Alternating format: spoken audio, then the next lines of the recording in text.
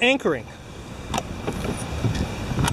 First of all, the better end of the anchor is tied to this ring, so that it's impossible to throw the anchor overboard and have it run out of line. The design is for these flukes to stick in the sand. The chain helps the anchor stay down so that that will happen. Do not worry if this interferes slightly with your pump out hose. It will not cause any damage. When you're anchoring, lower the anchor gently to the bottom and then let out approximately 6 to 7 times as much line as there is reading on the depth finder. So if the depth finder reads 6, you let out 18 feet. This is the cap that you hook up a pump out hose to. When it's time to pump out, a person on the dock will assist you in putting the hose into here as a pressure fit and vacuuming out the toilet. This is your Sirius radio antenna.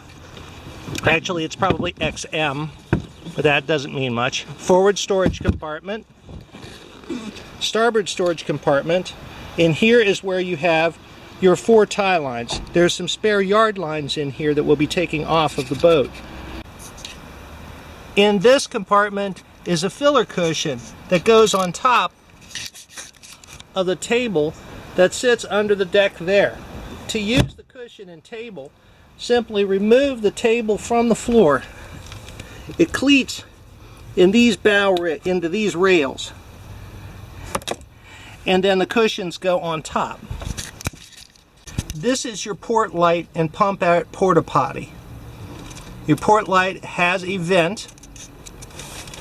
You simply undo these 2 knobs and the vent pulls up.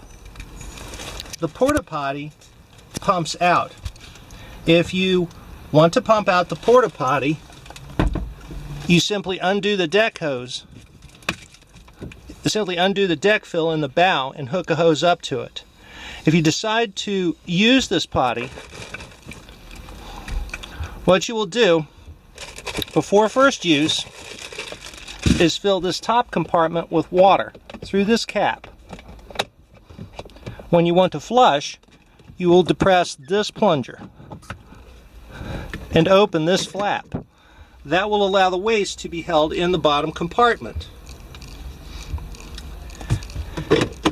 If you are going to be using that toilet a lot, what you're going to do is put a little bit of water in the bottom compartment with about 1/3 of a bottle of this toilet chemical deodorant. When you pump out the toilet, it's helpful to take a garden hose inside here and rinse in that lower part to assist anything that's stuck in the bottom from loosening up and getting evacuated. The engine compartment is not self-explanatory, so I'll go through it a little bit. First of all, there's a module in the back with a Volvo Penta on it and a green light if you're in the water. Let's see if I can zoom in here. Okay, so you see that Volvo Penta piece. Look for the green light. You see a red light, that means you do not have sufficient corrosion protection. This is your domestic water pump. This pumps water from the water tank through your transom shower. If it stops giving you water pressure, the first place you're going to check is here. There's a strainer inside. This screws off so you can check to see if there's debris inside. This is your fuel filter.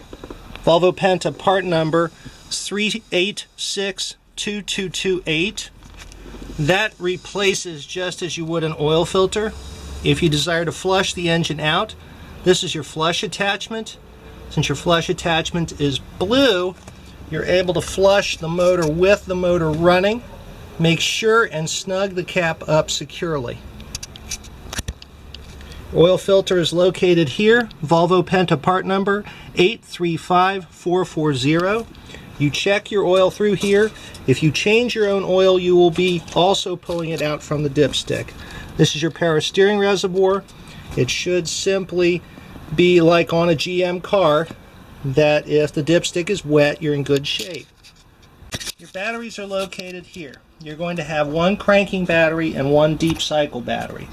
The reason you have a cranking battery is because the brain box on your engine for the fuel injected motors requires additional cranking amps.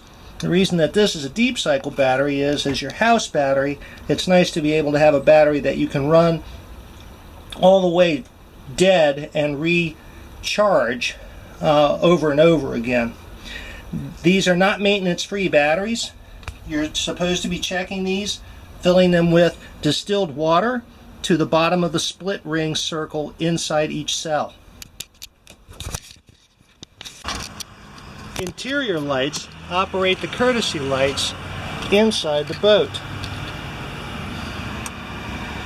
Anchor light operates only the 360-degree round light. Nav light operates both the anchor light and the bow light.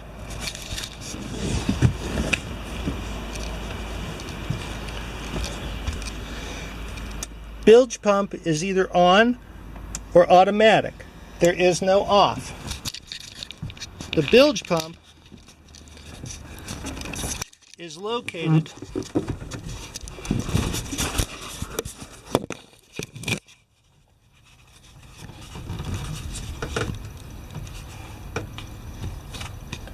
all the way beneath the motor in the back. The float on the bilge pump has been verified. The way we verify it is to lift up on the lever that operates the float. Docking lights operate the two docking lights in the bow of the boat to be used for night running. The accessory does nothing. Neither do these. Water pump. When the switch is up, it's off. When it's down, it's on. When it's on and you operate the transom shower, you will hear the pump kick on. When you turn it off, the pressure switch inside the pump cuts the pump off. Drive unit. So with the boat in the water, you're going to monitor that Volvo Penta module to see that the light is green. The other thing you're going to monitor is this anode here. One thing to remember, most important, is to have that anode below the surface of the water whenever you're away from the boat. Do not trim that out of the water when you leave the boat, otherwise it's ineffective. Right here is the pickup for the pitot tube for your speedometer. When it's clogged, as it was the other day, what you do is take an 1/8 inch drill bit and you just drill that out.